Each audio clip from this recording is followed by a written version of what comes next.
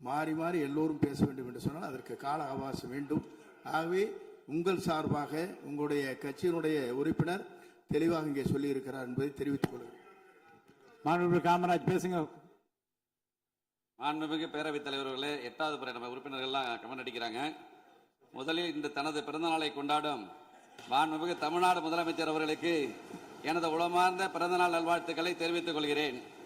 சமூக நீதி, கல்வி, தொழில் வளர்ச்சி, பெண்கள் முன்னேற்றம், இளைஞர் நலன், தமிழ்நாட்டின் ஒட்டுமொத்த வளர்ச்சிக்காக அவர் மேற்கொண்டு வரும் மக்கள் நல பணிகள் மேலும் சிறக்கவும், நல்ல உடல் நலத்துடனும் நீண்ட ஆயுளுடனும் மக்கள் பணியாற்றவும் இறைவனை பிரார்த்திக்கிறேன்.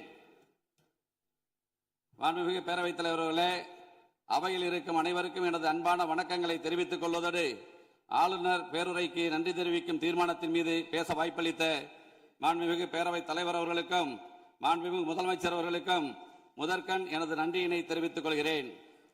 கடந்த 4 நாட்களுக்கு முன்பாக நம்முடைய ஆளுநர் அவர்கள் இந்த அவைக்கு வந்தார்.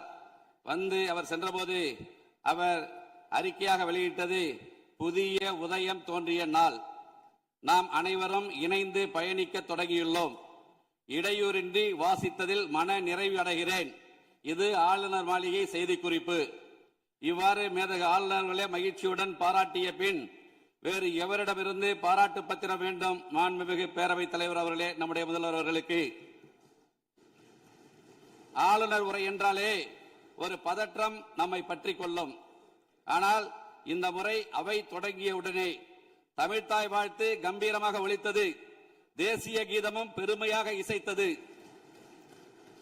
மேதகு ஆளுநர் அவர்களும் ரொம்பவே சந்தோஷமாக புன்னகையோடு தன் உரையை வாசித்து முடித்ததோடு இன்றைக்கு தமிழ்நாட்டில் ஒரு மாபெரும் சரித்திர புரட்சியை தன்னந்தனியே ஏற்படுத்தி உள்ளார் நமது மாண்புமிகு முதலமைச்சர் என புகழ்ந்திருக்கிறார்கள்.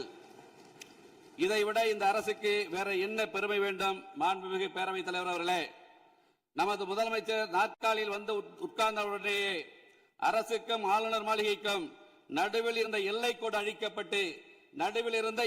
அழிக்கப்பட்டு அது நட்பின் பாலமாக அமைந்து விட்டது. இதோடு நிற்கவில்லை.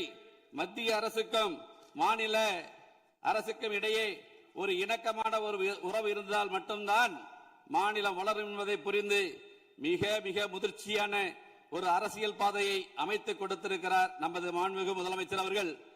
இதுதான் மற்ற தலைவர்களுக்கும் வழி நடத்த தெரிந்த நமது மாண்புமிகு முதலமைச்சர் அவர்களுக்கும் உள்ள வித்தியாசம் என்பதை இந்த அவையில் நான் தெரிவித்துக் கொள்ள கடமைப்பட்டிருக்கிறேன். மாண்புமிகு பேரவைத் தலைவர்களே, 4 நிமிஷம் ரொம்ப கூட போயிட்டு பேரவைத் தலைவரே, 7 தடவை எழுந்திருக்க கொஞ்சம் குறைச்சிங்க. மேல 4 நிமிஷம் 17 நிமிஷம் ஓடி வச்சு 8 தடவை எழுந்திருக்கிற மாண்புமிகு பேரவைத் தலைவர் 5 நிமிஷம் கூட அனுமதிக்கணும். மாண்புமிகு பேரவைத் தலைவர்களே, நம்பிக்கையில் சிறந்தது தன்னம்பிக்கை. தன்னால் எதையும் சாதிக்க முடியும் என்ற நம்பிக்கை தான் தன்னம்பிக்கை.